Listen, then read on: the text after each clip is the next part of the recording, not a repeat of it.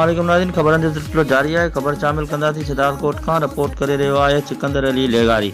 Pakistan peoples party जो chairman Bilawal Bhutto Zardari पंहिंजे चूंड तक एन 196 जे इलेक्शन मुहिम जे हवाले सां तालके मीरो खान में पार्टी कारकुननि सां गॾिजाणी ऐं मीडिया ब्रीफिंग ॾियण खां पोइ सिद्धार्थकोट PS 14 जे उम्मीदवार मीर नादिर खान मक्ती जे अल नूर हाउस पहुची वर्कर कन्वेंशन के खिताब दौरान इतराफ़ कंदे चयो त कंबर सिद्धार्थकोट ज़िले समेत सिद्धार्थकोट तक जे ॻोठनि में बिजली, पाणी, रोड ऐं रस्तनि, सफ़ाई सुथराई समेत केतिरा इशूज़ आहिनि। बिलावल भुट्टो ज़रदारी जो चवणु हो त साल 2022 जे बोर्ड दौरान ही इलाइक़ो मुकमल तौर तबाह हाल आहे।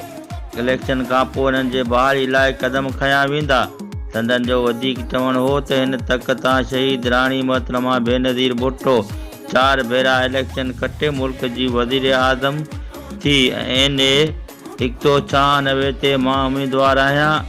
अॻु जेको रिश्तो अव्हां जो शहीद राणी सां हुयो, हाणे अव्हां सां उहो ई रिश्तो मां निभाईंदो रहंदुसि।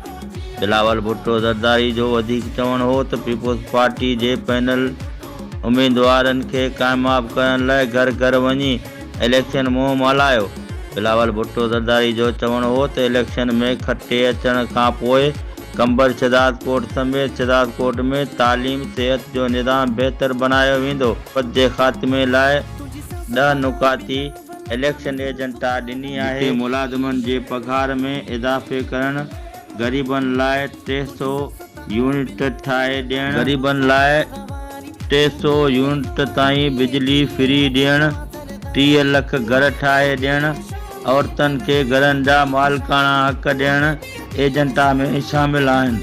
PP चेयरमैन बिलावल भुट्टो ज़रदारी सां गॾु फरियाल टालपुर PS 15 जो उम्मीदवार, PP सिंध जो सदर निसार अहमद खोड़ो जो खुर्शीद अहमद जोणे, गांवर खान इसरान, अॻूणो वकील टी MNA रमेश लाल, मीर एजाज जोणे जो ऐं ॿिया पार्टी अॻुवान पिणु गॾु हुआ।